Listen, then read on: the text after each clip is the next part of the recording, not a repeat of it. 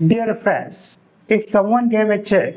with your name written on it and you deposited the check in the bank, but you came to know through bank message or by the bank that the check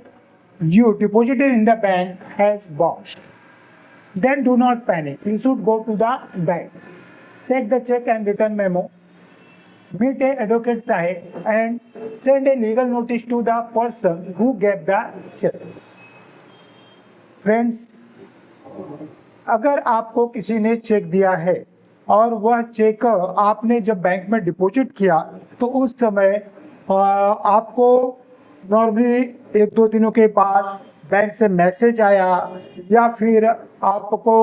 वहां पर bank में गए तो आपको पता चला कि जिस व्यक्ति ने आपको चेक दिया था और वह चेक आपने बैंक में डिपॉजिट जब किया उसके बाद आपका आपने चेक डाला था वो चेक जो है बाउंस हो गया। अगर चेक आपको बैंक द्वारा मैसेज मिलता है कि चेक बाउंस हो गया तो आपको घबराना नहीं है। आपको चेक बाउंस जिस तारीख को हुई है उस तारीख से 1 महीने के अंदर यानी 30 डेज के अंदर वकील साहब से मिलके आप किसी वकील साहब से मिलके सामने वाले को जिसने चेक दिया था, जिसका चेक बाउंस हुआ है, उसको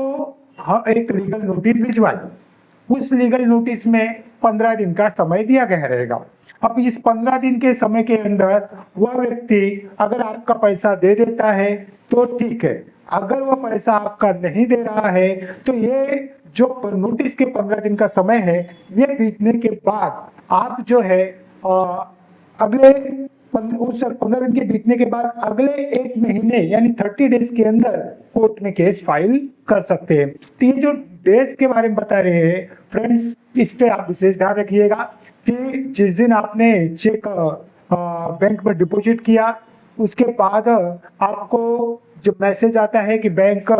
से मैसेज आया कि आपका चेक जो है बाउंस हो गया, तो आपको ये रिटर्न मेमो मिलेगा। रिटर्न मेमो से आपको ये देखना है कि आपका चेक जो है किस तारीख को बाउंस हुआ। जिस तारीख को बाउंस हुआ है उसके 1 महीने के अंदर आपको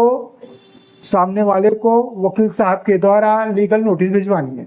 उसके बाद उस लीगल नोटिस में आपको 15 दिन का समय देना है। 15 दिन का समय जो है आपने दिया, उस 15 दिन के अंदर सामने वाले ने आपका पैसा दे दिया तो ठीक है। अगर उसने 15 दिन के अंदर आपका पैसा नहीं दिया तो आपको क्या करना है कि नोटिस में दिए गए 15 दिन के समय को बीतने के बाद आप अगले 30 डेज के अंदर आपको कोर्ट में केस फाइल करना है। और ये बात तो पक्की है कि अगर आपने अपने वकील साहब के द्वारा सही ढंग से सही प्रॉपर प्रोसीजर से अपने केस करके सच्चाई के बारे में एविडेंस जो है वो अगर आपने कोर्ट में सही ढंग से प्रेजेंट किया तो लगभग आपकी जीत निश्चित है। यह इस बात पर आधारित होता है कि आप अपने वकील के माध्यम से कोर्ट में किस प्रकार से अपने एविडेंस, अपनी सच्चाई, अपनी बातों को प्रेजेंट करते हैं ताकि कोर्ट आपकी बातों को समझ पाए और उस तरह समझने के बाद उस पर अपना डिसीजन दे सके। आप फ्रेंड्स, आपको ये भी ध्यान रखना है कि कभी ऐसा होता है कि आप सपोज आपने चेक डाला, चेक डालने के बाद क्या हुआ कि चेक बाउंस हुआ, मैसेज आया, आप बैंक में गए, वहां से रिटर्न मेमो और चेक को आपने कलेक्ट किया, फिर आप वकील साहब के पास गए, वकील साहब के द्वारा आपने 15 दिन का लीगल नोटिस भिजवा दिया सामने वाले को लीगल नोटिस मिली। फिर उसने क्या किया, बाई चांस मान लीजिए फॉर एग्जांपल आपका 5 लाख रुपए उससे चाहिए था, 5 लाख का चेक था। तो अब कभी क्या होता है, सामने वाला अगर ज्यादा चालाक है तो क्या करेगा कि वो नॉर्मली आपसे मिलेगा और आपको 50,000 रुपए दे देगा और बोलेगा कि भाई रुक जाओ, अभी आप जो है इसके मतलब आगे की कार्रवाई मत करो। तो ये गलती दोस्तों नहीं कीजिएगा। अगर ऐसे सिचुएशन पे आप उससे यह तो ये कहो कि भाई अगर आप रुकने के लिए कहते हो तो आप मुझे एक दूसरा चेक दे दीजिए और ये चेक आप जो ले लीजिए। हाँ, या ऐसा कर सकते हैं। बाकी मतलब 5 लाख में से 50,000 आपने दिया, 4.5 लाख का आप मुझे चेक दे दीजिए। ऐसा कर दीजिए। या फिर